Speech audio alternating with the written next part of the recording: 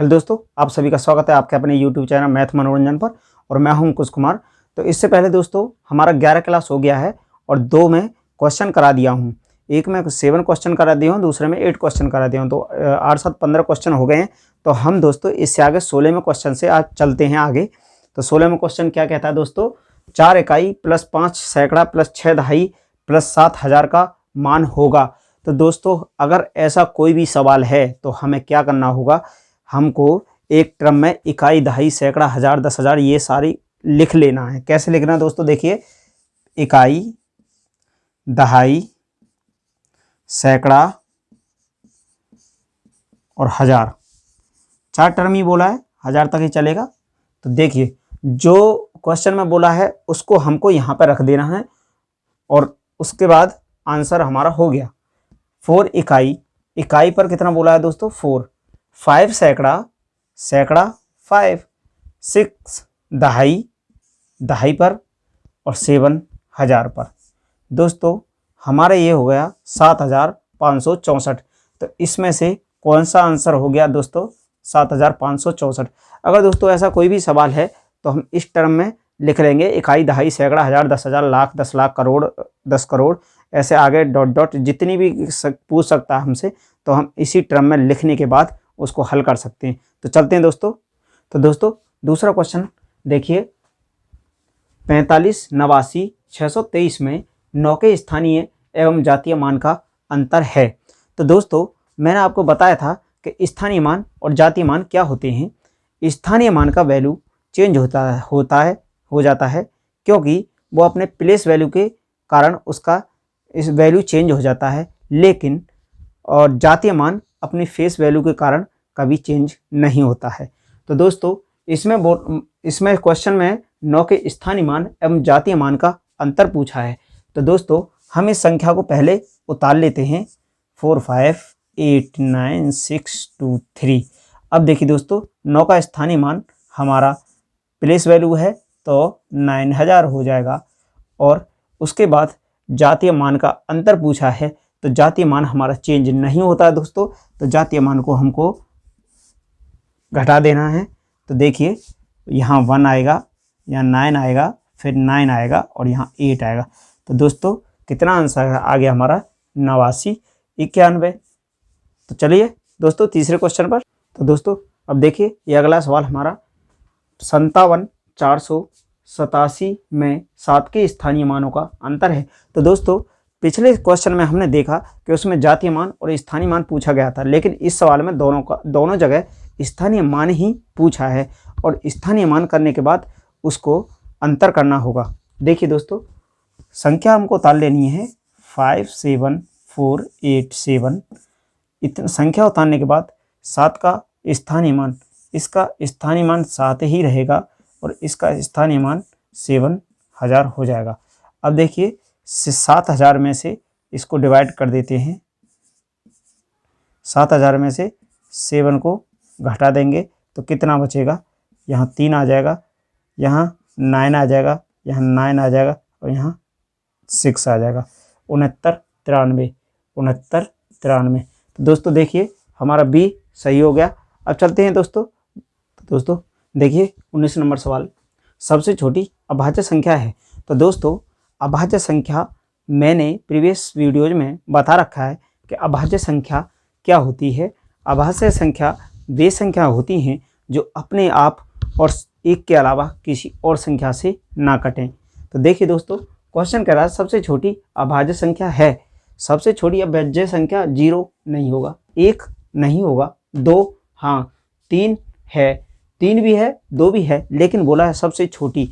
तो सबसे छोटी अभाज्य संख्या कौन सी होगी दोस्तों, 2। और हाँ दोस्तों सबसे छोटी अभाज्य संख्या 2 है और ये एक सम संख्या होने के बावजूद भी अभाज्य संख्या है।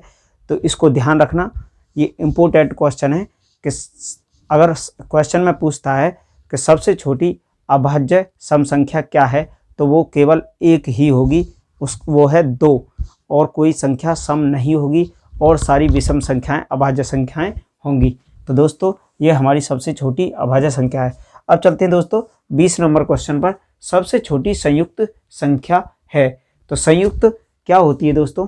संयुक्त का मतलब होता है दोस्तों, मैंने आपको बताया था कि भाज्य संख्याओं को क्या क्या बोल सकते हैं। भाज्य संख्याओं को समष्टि संख्याएं बोल सकते हैं, यौगिक बोल सकते हैं, और तुम्हारा संयुक्त संख्या बोल सकते हैं, भाज्य संख्या बोल सकते हैं।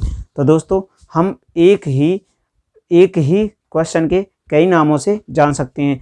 तो देखिए यहाँ हमको भाज्य न कहकर उसने संयुक्त संख्या बोला है। तो देखिए संयुक्त संख्या, सबसे छोटी संयुक्त संख्या क्या है?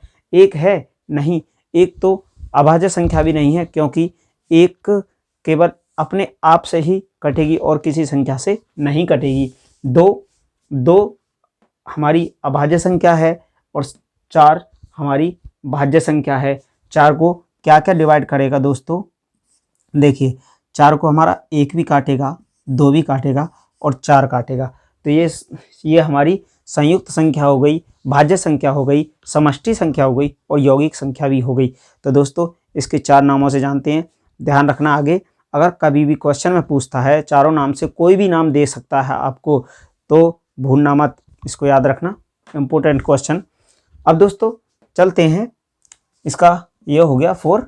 इसके बाद देखिए 21 नंबर क्वेश्चन पर क्या कह रहा है कि कौन सा युग्म अभाज्य संख्याओं का है।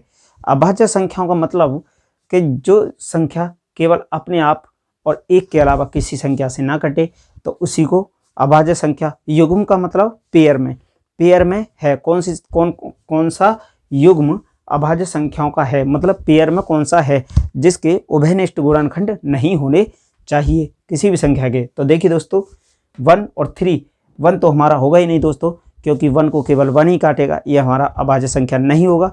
3 है लेकिन पेयर में बोला है, तो ये हमारा नहीं होगा।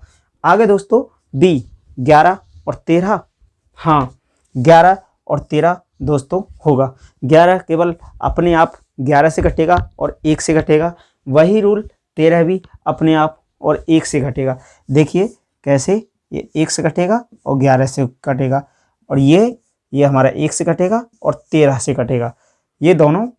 हाँ आगे देखिए सी हमारा बोला 21 23, लेकिन 21 क्यों नहीं होगा दोस्तों?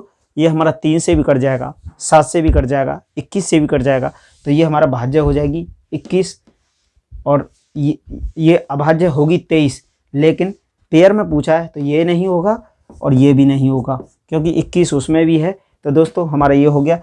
और दोस्तों चलते हैं इससे आगे, दोस्तों चलते हैं अगले क्वेश्चन की तरफ। देखिए दोस्तों कौन सा जोड़ा सहअभाज्य संख्याओं का है। अब दोस्तों इसमें क्या पूछ रहा है, इसमें बोल रहा है कि कौन सा जोड़ा सहअभाज्य संख्याओं का है। सहअभाज्य संख्याओं का आपको मैंने कई बार बता ही दिया है, तो चलिए आप जानते होंगे सहअभाज्य संख्या। एक बार और बता देता हूँ। सहअभाज्य संख्या ऐसी संख्याएं जिन दो संख्याओं का HCF केवल 1 हो, उन संख्याओं को ही सहअभाज्य संख्या कहते हैं। यानी दोनों संख्याएं केवल 1 से ही कटनी चाहिए, जिनका HCF 1 होगा वही संख्याएं सहअभाज्य संख्याएं होंगी। देखिए दोस्तों 15 और 27, 15 3 से कटेगा, 3 पंजे 15, 3 निम 27, लेकिन 1 से नहीं, तो ये नहीं होगा। 10 और 15, 10 3 से नहीं, 5 से कटेगा 2 बार में, 5 से कटेगा 3 बार में, तो ये भी हमारा नहीं होगा दोस्तों। अब देखिए डी भी हमारा 7 या 21, 7 पन्ना 35, ये भी हमारा 7 से कट जाएगा। हाँ 25 और 42 हमारा केवल 1 से ही कटेगा, 1 से कटेगा, इसलिए ये हमारी संख्याएं सहअभाज्य संख्याएं होंगी।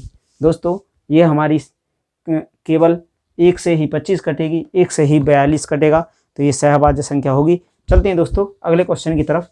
23 नंबर, सहअभाज्य संख्याओं का युग्म नहीं है। अब देखिए दोस्तों उसमें तो पूछ रहा था कि कौन सा युग्म है, सहअभाज्य संख्याओं का है, और इसमें क्वेश्चन में इसने चेंज कर दिया कि इसमें कौन सा युग्म नहीं है। तो दोस्तों देखिए 3 और 5, हाँ 3 और 5 हमारा सहअभाज्य है, क्योंकि ये हमारा 1 से कटेगा। 5 और 6 ये भी हमारा है, ये भी 1 से कटेगा। 14 15 भी हमारा 1 से कटेगा, लेकिन 10 और 15 हमारा 1 से नहीं कटेगा, ये 5 से डिवाइड, 5 दूनी 10 और 5 तिया 15, 5 से कट जाएगा। तो हमारा यही पूछा है कि सह अभाज्य संख्याओं का युग्म कौन सा नहीं है। तो दोस्तों हमारा डी नहीं है। तो दोस्तों आज की क्लास हम यहीं तक रखते हैं। अगर आपको क्लास पसंद आई हो तो लाइक शेयर सब्सक्राइब जरूर करना। थैंक यू, धन्यवाद।